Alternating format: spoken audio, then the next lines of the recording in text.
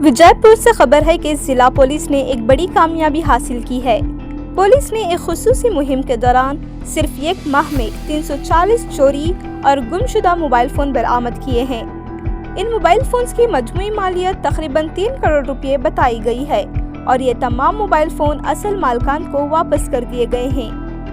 یہ کارروائی CEIR یعنی central equipment identity register system کی مدد سے کی گئی، جس کے ذریعے گمشدہ موبائل فونز کو ٹریک کیا گیا۔